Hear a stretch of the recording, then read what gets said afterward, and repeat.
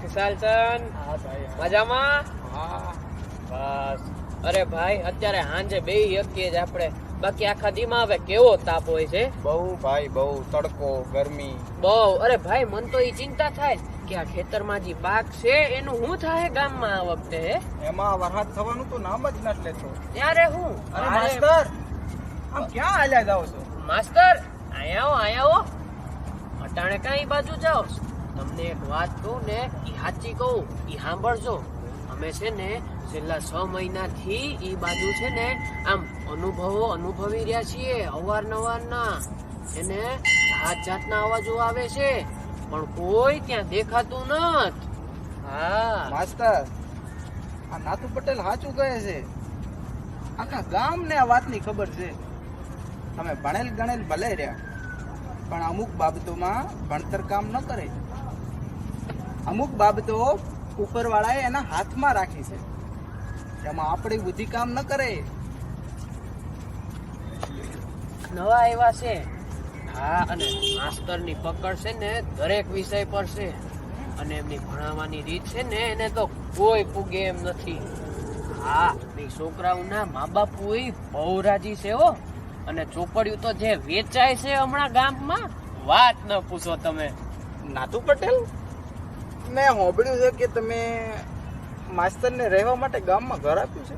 હા, એ મારે ઓલું બંધ પડ્યું છે ને ઘર, હા. ઈ મેં એમને આપ્યું. માસ્તર તો કે તમે ભાડું લ્યો તો જ રહો.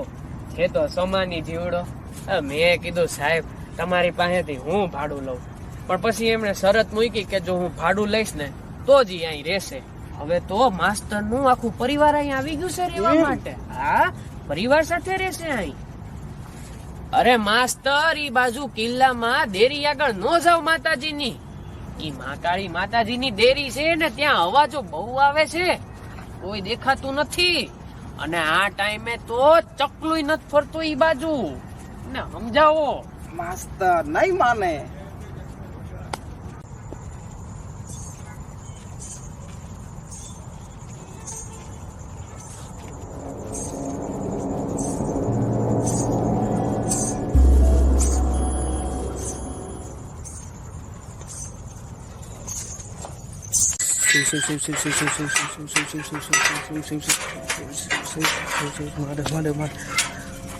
માસ્તર, તમે આ મંદિરના પૂજારી લાગો છો, પણ આટલું વહેલું મંદિર કેમ બંધ કરી રહ્યા છો?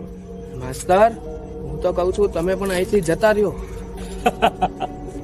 તમે લોકો કઈ સદીમાં જીવો છો?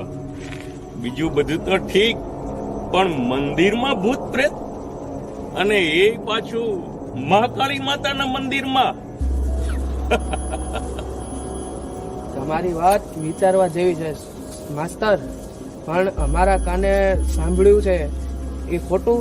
અમને અમુક વાર કોકનો હસવાનો, કોકનો ગાવાનો અવાજ સંભળાય છે, અને અમુક વાર તો મંદિરના આસપાસ ઝાડી ઝાખરામાં કોક સ્ત્રીની ચૂંદડી પણ મળી આવી છે.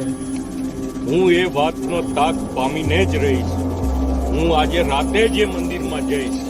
જોઉં તો ખરો એવું તે કેવું ભૂત છે જે મહાકાળી માતાના મંદિરમાં પ્રવેશવાની હિંમત કરે છે. રેવા દો માસ્ટર, ઝેરના પારખા ના હોય.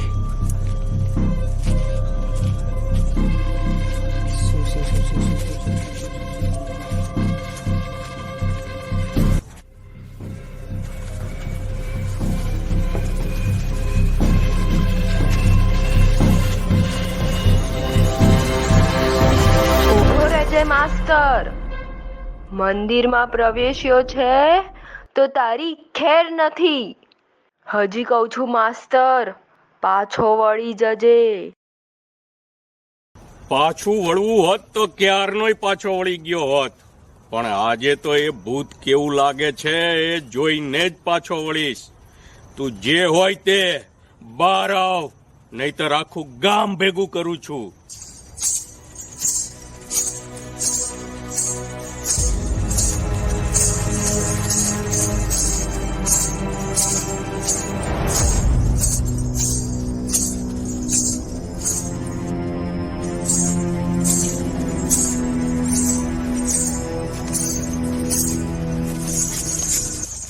મંજુલા, તું તને તો હું ઓળખું છું. હા સાહેબ, હું આ મંદિરના પૂજારી ગિરધર બાપાની દીકરી. પ્રાથમિક શાળા ભણી રહી, પછી બાપુએ છોકરીની જાતને જાજે શું ભણવાનું કહી આગળ ભણવા જ ન મોકલી. એક વખત ગામની છોકરીઓ સાથે છાની માની બાજુના મોટા શહેરમાં નૃત્ય પ્રોગ્રામ જોવા ગઈ હતી હું. ત્યાં આગળ એક કલાકારને પગે ઘૂંઘરું બાંધીને નૃત્ય કરતા જોઈ અને મને બહુ મન થઈ ગયું નૃત્ય શીખવાનું.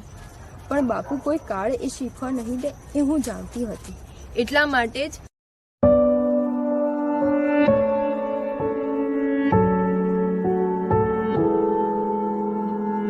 પણ સાહેબ, હું તમારી માફી માંગુ છું. મારી સાધના પૂરી થવા દો.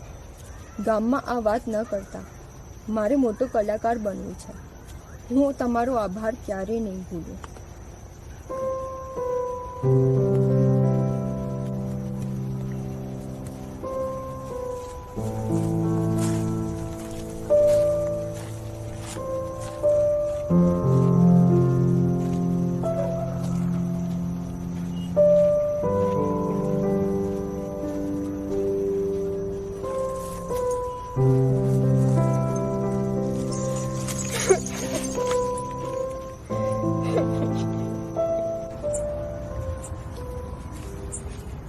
આવ નાથુ બે. એલા ખુશાલ ચંદ, વાત સાંભળી કે નહીં? શું? એલા ઈ માસ્તર ઓલા દી રાતના ટાઈમે ગયા તા ને મંદિરે. હા. તે પછી તો હાવ ગાંડા જેવા થઈ ગયા ને નોકરીમાંથી હાથ ધોઈ બેઠા ને આખા પરિવારને લઈને કોઈને કીધા કારવ્યા વગર ક્યાંક બીજે વયા ગયા જ રહેવા માટે. હા, હવે તો ધોળા દીએ પણ ઈ કોઠારા મંદિરે કોઈ નથી જાતું. પણ હજુ રાતે ઈ ભેદી અવાજો આવવાના તો ચાલુ જ છે હો. હા, બિચારા માસ્ટર ઈ જ એટલે ને. એ ના પાડે. કેટલા સમજાવ્યા હતા.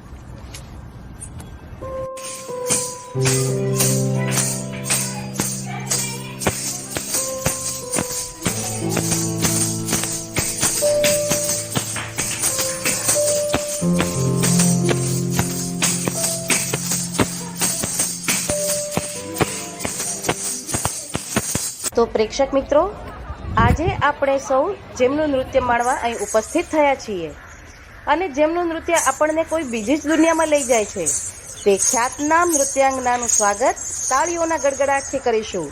વેલકમ મિસ મંજુલા ગિરધર પુરોહિત.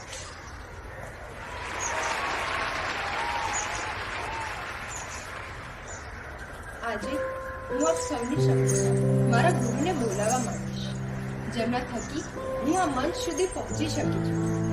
ના, એમને મને નૃત્ય શીખવાડ્યું નથી, પણ એમને આ નૃત્ય સાધનાનો માર્ગ મને મોકળો કરી આપ્યો છે.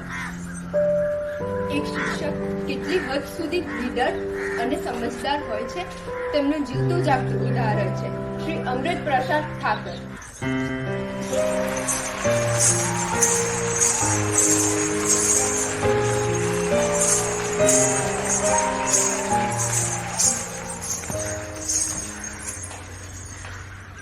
સાહેબ, એ પછી તો હું મારી કલાના અભ્યાસમાં ખૂબ આગળ વધતી જ ગઈ.